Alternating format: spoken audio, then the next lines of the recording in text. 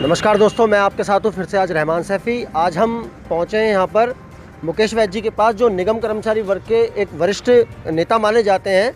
आज हम इनसे जानेंगे निगम कर्मचारी के लिए जो आरबी ऊटवाल जी के नेतृत्व में भी एक प्रदर्शन किया गया, उन पर जिन सवालों पर बातचीत की गई एडिशनल कमिश्नर के साथ, उनसे हम और जानकारी लेंगे मुकेश वैद्य जी के साथ, जिन सवालों को लेकर आज हम मुकेश वैद्य जी के पास आए हैं। आइए शुरू करते हैं अपना प्रोग्राम। वैसा अभी आरबी ऊटवाल जी के नेतृत्व में एक प्रदर्शन किया गया जिसमें 9 सवालों पर बातचीत की गई, 9 मांगों को लेकर। उस पर एडिशनल कमिश्नर ने अपनी सहमति जताते हुए सारी बातों को माना है।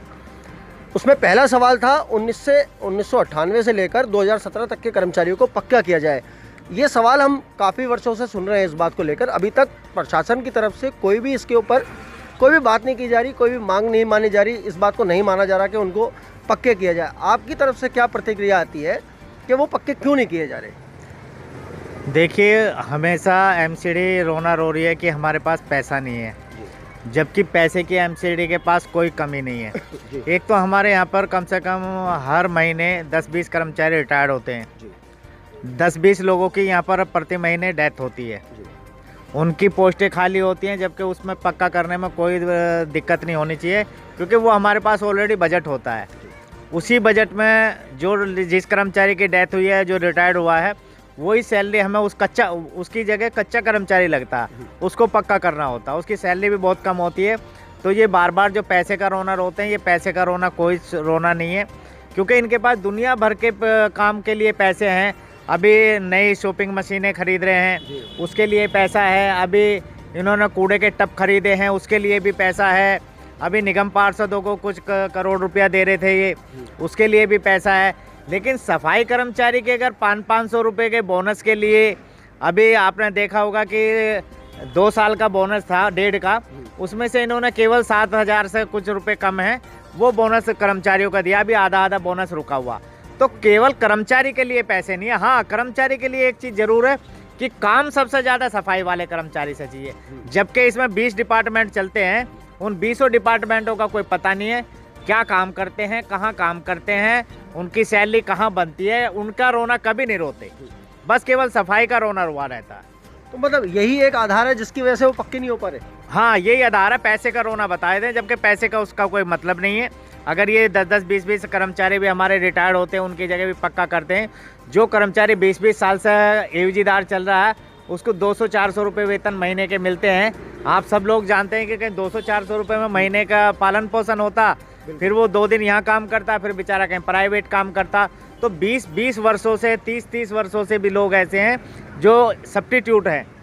तो इन सब चीज़ों को देखते हुए अगर ये चाहें, इंसानियत के नाते भी अगर चाहें, तो जो लोग रिटायर्ड होते हैं उनकी जगह उनको 2-2, 4-4, 10-10, 5-5 फिट करते रहें। एक बात दूसरा सवाल यहाँ पर ये था कि कच्चे कर्मचारियों का सेक्शन किस आधार पर सुनिश्चित किया जाता है, इसके बारे में क्या बताएंगे? ये तो इन्होंने पोस्टें जो हैं, हमारे पास 1631 पोस्टें थी, उसमें से कुछ लोग पक्के हो गए हैं।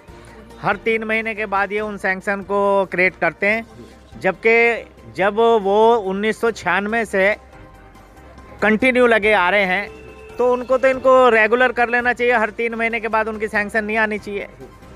एक बात और यहाँ पर आपसे बताना चाहेंगे, हम जानना भी चाहेंगे कि जिस प्रकार से आप निगम कर्मचारी वर्ग के नेता के साथ साथ निगम के एक अधिकारी के रूप में भी काम करते हैं निगम के अंदर, उसके आधार पर क्या बताना चाहेंगे जिससे ये सुनिश्चित वाली बात बार बार उठ रही है कर्मचारियों के बीच में?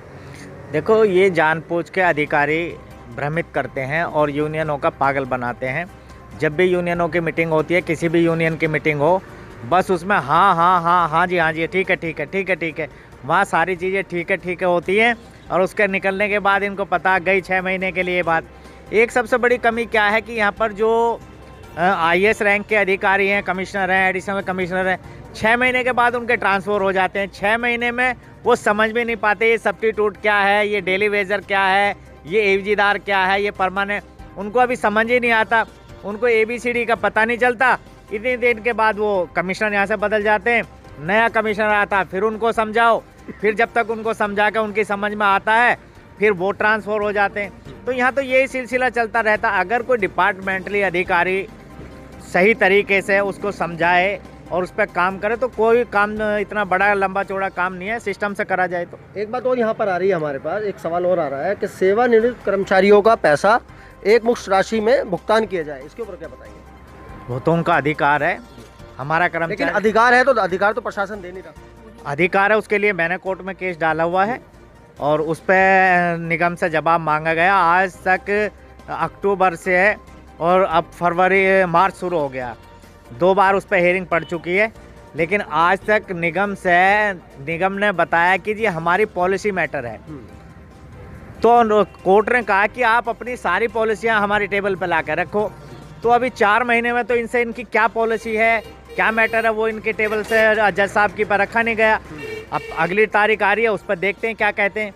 तो पॉलिसी तो यही है ना कि भाई जो आदमी रिटायर्ड होता है, एक तो उसकी तनख्वाह बंद हो गई, 40,000 रुपये जो महीने के मिलते हैं, ऊपर से उसकी पेंशन भी बंद हो गई, ऊपर से उसके जो लाभांश मिलते हैं 10-20 लाख रुपए उसको मिलना है, वो उस पैसे को कहीं छोटी मोटी कोई दुकान करे या उसे कहीं ब्याज बट्टे पे या उससे कोई अपना बिजनेस करे या उसे कहीं अपने घर मकान में लगाए, उसको तो रिटायर करके ये ऐसे फेंक देते हैं जैसे दूध में से मक्खी। तो अगर वो अनपढ़ कर्मचारी है, वो कोर्ट बेचारे जा नहीं पाते, हजारों लोग रिटायर होकर वो ऊपर नीचे बिल्डिंग के चक्कर काटते रहते हैं, जिनसे कि लोगों से बूढ़े हो गए, 5-5 साल हो गए उनको रिटायर हुए और वो 5वीं 6ठी मंजिल पर बार बार चढ़ भी नहीं पाते, नीचे आके बैठे रहते हैं। हम तो कई बार देखते हैं, बड़ा तरस आता है। तो उन सब चीज़ों को लेकर मैंने तो कोर्ट में केस डाला हुआ। यहाँ पर कोर्ट केस से हमें भी याद आया, अक्सर हम सुनते हैं कि मुकेश वैद्य जी ने कर्मचारियों के लिए काफ़ी केस कोर्ट में डाल रखे हैं, उसकी सूची बताइए कि किस तरह के केस हैं और वो कब डाले गए? एक केस हमने डाला था 2017 में, जब एक बार घंटी बजाओ जो वो प्रोग्राम आता था, कौन सा वो है वो एबीपी चैनल के माध्यम से वो घंटी बजाओ में, उसमें एक बहुत बड़ा पिटारा उठा जी, कर्मचारी बोकस हैं, कर्मचारी घरों पे हैं, कर्मचारी काम नहीं करते। अरे भाई कर्मचारी काम नहीं कर रहे तो दिल्ली तो एक दिन में सड़ जाती है। तो उस केस को जब इन्होंने वो बड़ा उठाया तो हमने भी उसको जाकर सुना, तो हमने देखा कि जब हम गीता मित्तल जी हुआ करती थी चीफ जस्टिस, तो जब उनकी वो लगती थी तो वो हॉल ऐसा भर जाता था, उसके अंदर पैर रखने की जगह नहीं होती थी। तो वो ये सफाई नहीं होती, तो कमिश्नर साहब से पूछा गया भाई कितने कर्मचारी हैं, वो सारी डिटेल्स इन्होंने बताई कि जी हमारे यहाँ पर 16,000 कर्मचारी है, साउथ दिल्ली में 26,000 है, एक में 23,000 है। तो गीता मित्तल जी कहने लगी कि 40,000 कर्मचारी दिल्ली में रह के सफाई नहीं कर पाता, तो इसका मतलब कर्मचारी घरों में रहता। लेकिन फिर जब उसकी अधिकारियों ने तहकीकात की, जब उनके सबकी लिस्टें मांगी गई, सब कुछ सही मिला, कर्मचारी अपना कंटिन्यू काम करता है। तो उन सब चीज़ों को लेकर हमने केस डाला कि दिल्ली में सफाई क्यों नहीं हो पा रही। उसके कारण हमने हाई कोर्ट को बताए कि दिल्ली में सफाई इसलिए नहीं हो रही। अब आप यहीं पर देख लो, जहां हम खड़े हुए 100 गाड़ियां आसपास खड़ी हुई हैं, कर्मचारी कैसे झाड़ू लगाएगा? ना तो ये रात को हटती, ना ये दिन में हटती। अब टाइम हो रहा है, 1 बज रहा है, 1 बजे के टाइम भी यहाँ पर गाड़ियाँ ही गाड़ियाँ खड़ी हुई हैं सारे में। एक बात यहाँ पर और जानना चाहेंगे आपसे कि जिस तरह के वो केस आपने डाल रखे हैं जिन परेशानियों को लेकर, अभी तक कर्मचारियों के लिए क्या उपलब्धि निकली उसकी वजह से? उसमें अभी कुछ उपलब्धि नहीं निकली, लेकिन ये गारंटी है कि जैसे वो रनिंग पर आएगा, महीने में, 2 महीने में, 4 महीने में 100% उस पर कर्मचारियों को उसका फ़ायदा मिलेगा। जैसे कि हमारे कर्मचारियों को बैठ कर लंच करने की जगह नहीं है, उसमें हमारे वकील साहब ने एक पॉइंट डाला है जो कि मेनका गांधी जी ने धारा है 21, उसमें ये है कि मानव अधिकारों का हनन होना, इस तरह की कई धाराएं उन्होंने बताई हैं, उनमें कई जजमेंट की कॉपियां भी लगाई हैं। तो उन सब चीज़ों को लेकर के वकील साहब ने बहस की है और मैं समझता हूं कि जैसे आप बता रहे थे कि भाई जो रिटायर्ड हो जाते हैं उनका पैसा है, पेंशन लोगों को नहीं मिल पा रही है, लोग पक्के नहीं हो पा रहे हैं, ये सारे केस, सारी चीज़ें उसमें डली हुई हैं। 26 हमारी डिमांडें हैं, और जैसे यूनिफॉर्म ना मिलना, जी, इस तरह के कर्मचारियों को सुबह 6 बजे आने में बहुत दिक्कत होती है। अभी हम आपको भी यहाँ एक जानकारी बताना चाहेंगे जो प्रशासन के माध्यम से हमारे पास आई है कि अभी हमने भी सुना है कि आरबी उटवाल ने जो प्रदर्शन किया है उसमें ये बात भी शामिल थी, और उसमें प्रशासन ने ये कहा है कि उनको एक नीले रंग की वर्दी दी जाएगी आगे आने वाले भविष्य में।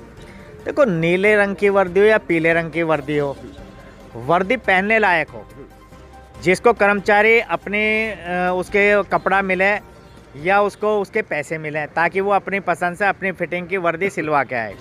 ये क्या करते हैं कि थर्ड क्लास कपड़ा खरीद लेते हैं, वो बांट देते हैं। उसकी अभी पीछे तो इन्होंने ऐसा करा, वो गठ बंधे हुए बहुत से ऑफिसों में आज भी पड़े होंगे, करोड़ों रुपए की इन्होंने वो वर्दी बनवाई, लेकिन एक भी कर्मचारी पहन नहीं पाया। जिसका साइज़ 32 है उसको 40 साइज़ दे रहे हैं, और जिसका 40 है उसको 26 साइज़ का दे रहे हैं। तो वो वर्दियाँ पड़ी पड़ी फिरती रही, और उसका कपड़ा भी बड़ा घटिया था। उस पैसे को मतलब इस तरह का पैसा बर्बाद करती है एमसीडी। हम प्रोग्राम खत्म करते हुए आपसे एक बात और जानेंगे। जिस तरह से एमसीडी स्वच्छता कर्मचारी यूनियन के अध्यक्ष आरबी उटवाल जी ने प्रदर्शन किया, क्या आपकी यूनियन आरबी उटवाल जी का समर्थन करती है? हाँ बिल्कुल, हमारे जो भी कर्मचारियों के हितों के लिए और ईमानदारी से और सच्चाई से और बगैर किसी भ्रष्टाचार के, बगैर किसी रिश्वत लिए जो भी यूनियन प्रदर्शन, धरना, कोर्ट कचहरी, जहाँ भी लड़ाई लड़ेगी और हमारा सहयोग चाहेगी, हमारी यूनियन हमेशा सदैव तत्पर। 2 यूनियन है हमारी, all municipal corporation staff union, all municipal corporation sanitation supervisor union. जब भी कोई भी यूनियन कर्मचारियों के हितों की बात करेगी, और जहाँ भी खड़े हों, चाहे वो उटवाल जी हों, चाहे वो जय भगवान चारण जी हों, जब भी जहाँ पर भी हमें पुकारेंगे, हम बिल्कुल तन मन धन से खड़े होंगे। आरबी उटवाल जी के लिए 2 लाइनों में, आज तक आप उनको काफ़ी वर्षों से जानते हैं, आरबी उटवाल जी के लिए तारीफ़ के लिए क्या कहना चाहेंगे? उटवाल जी मेरे बचपन के दोस्त हैं, और उनको हमेशा मैंने लड़ते हुए देखा है। मेरे साथ भी वो कहाँ लड़ते हुए? कर्मचारियों के लिए है, एमसीडी से। और वैसे भी कहीं पर भी कर्मचारी के साथ कोई झगड़ा हो, कहीं कोई डिमांड हो, उन सब चीज़ों में लड़ते रहे, और हम एक साथ भी रहे। वो हमारे महामंत्री भी रहे कुछ साल पहले, ये है 1998 की बात। 98 से हम करीब करीब 2005 तक साथ रहे हैं। 2005 में उन्होंने नई यूनियन बनाई, तब उनका मेरा साथ छूटा था। उससे बीच में हम एक साथ ही काम करते थे। आज मौजूदा हालात में किस तरह के मामले हैं आपके, किस तरह के रिश्ते हैं उटवाल जी के? बहुत बढ़िया रिश्ते हैं। कई बार जब हम एक घर में बर्तन होते हैं तो वो 4 बर्तन खड़कते भी हैं। कई बार हमारी उनकी आपस में तू में भी होती रहती है। वही मांग डिमांड को लेकर अगर कोई चीज़ हमें उनकी पसंद नहीं आती तो हम उसका विरोध भी करते हैं, वो हमारा भी विरोध करते हैं। लेकिन कभी भी इस तरह की कोई झगड़ा नहीं हुआ जैसा मैं अभी देख रहा हूँ संजय गहलोत जी और उटवाल जी में चल रहा। हम एक साथ यूनियन में रहे। एक बात कहना चाहेंगे कि हम यहाँ पर इस तरह की कोई बात नहीं करना चाहेंगे। दूसरी बात है, आज जिस तरह से प्रदर्शन आरबी उटवाल जी के नेतृत्व में हुआ है, प्रदर्शन को देखते हुए जिस तरह से मांगे भी 9 मांगों के ऊपर बातचीत हुई है, 9 मांगे प्रशासन ने मानी भी हैं, बहुत जल्दी उनके ऊपर कार्रवाई भी शुरू होगी। आज निगम के कर्मचारियों को इन सब बातों को देखते हुए क्या संदेश देना चाहेंगे? मैं कर्मचारियों को एक संदेश देना चाहता हूं कि कोई भी यूनियन हो, कभी हताश ना हो, और जो भी यूनियन आपकी लड़ाई लड़ती है, धरना प्रदर्शन करती है, एक तो उस यूनियन का पूरा तन मन धन से साथ दें। जिस तरह आपने हड़ताल में साथ दिया था, एक तो उस तरह से साथ दें। दूसरा, किसी भी नेता पर लांछन ना लगाएं। हर नेता आपकी लड़ाई लड़ता है। यदि तुम्हारे साथ कोई नाइंसाफ़ी करता है तो उसका मुकाबला जेन्युइन तरीके से डट के सामने करें, पीछे डर के ना करें कभी भी। और दूसरा, आप अपने काम को ईमानदारी से करें। तो मेरा तो कर्मचारियों के लिए यही संदेश है कि अपने काम को ईमानदारी से करें। दूसरा, कोई भी तुम्हारा यूनियन का लीडर आपकी लड़ाई लड़ता है तो उसका साथ दें। दोस्तों, ये थे हमारे साथ मुकेश वैद्य जी, जिन्होंने आज ये बताया कि कर्मचारियों के हित की लड़ाई जो भी लड़ेगा, मुकेश वैद्य जी और मुकेश वैद्य जी की यूनियन, तमाम जितने भी कर्मचारी पदाधिकारी हैं, वो सब उस यूनियन का समर्थन करेंगे, उस व्यक्ति का समर्थन करेंगे जो कर्मचारियों की लड़ाई लड़ेगा। दोस्तों, अगले कार्यक्रम के साथ हम आपके साथ फिर हाजिर रहेंगे। इसी के साथ मैं रहमान सैफी, साया न्यूज़ के लिए, दिल्ली।